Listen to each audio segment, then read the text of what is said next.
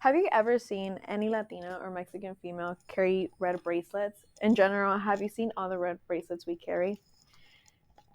These red bracelets are more than an accessory in this community. They have a simple meaning and are way more than what you think. Today, I'm going to show you how to make these red evil eye bracelets. I'm going to show you what the history and meaning behind them are, how to make them, and the benefits it has to society. These red bracelets began, there's no exact time when they began, but it is assumed that they began with an old lady and her witchery faith. In other words, she believed that by wearing these red bracelets, you would be protected from any evil eye or negative vibes that would come towards you. In other words, if they would protect you from any harm another person wanted to make from you. It is called a mal de ojo bracelet. These bracelets mean that it is a sign of luck, money, strength, and good vibes. It would protect you from a person who didn't want it good for you. To make these, it is really simple, but a complicated process. There are various ways of making these red bracelets. It takes some time and it takes some effort to put into them. I'm going to show you how to make the two basic red knot bracelets. My grandma taught me how to make these a long time ago, but it is known that you can make them many different ways and in your own ways.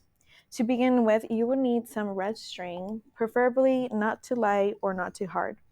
In general, it really depends on how you want to do it. You want to grab your string and you can make it with a lighter, preferably with a lighter since it will glue the end pieces together.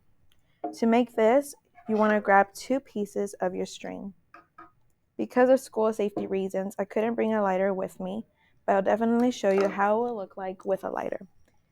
With two of these red bracelets, you grab two strings depending on any length you want.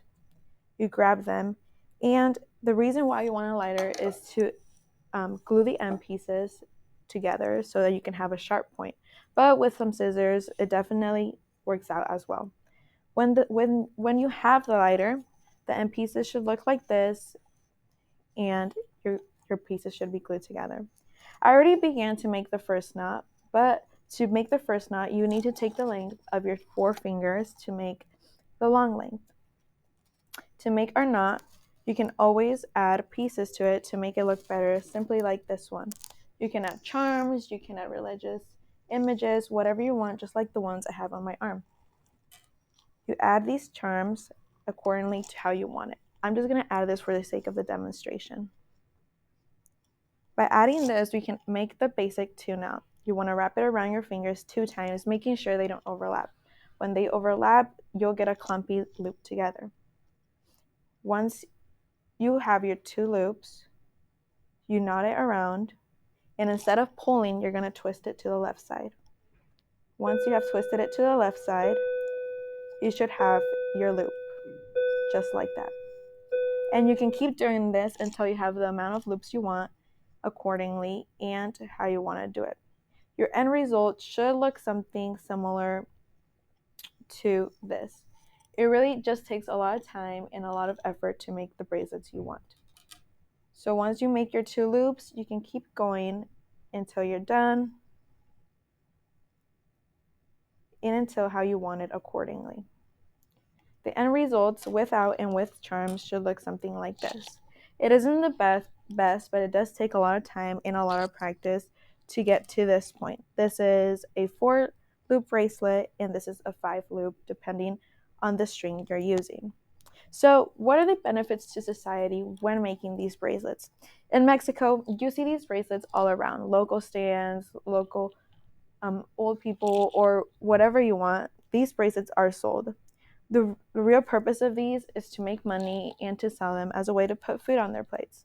That is why when visiting Mexico, you should always try to buy these bracelets from your local stand and then purchase the ones necessary.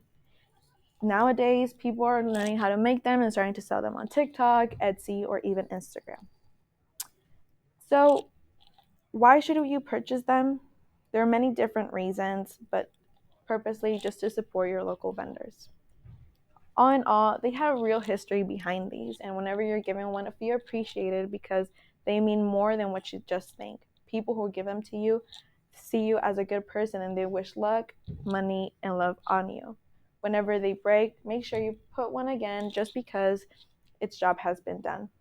Also, they're easy to make, but it does take a lot of practice. The step by step formation isn't as easy. And the benefits to society it has today are many more than what you just think.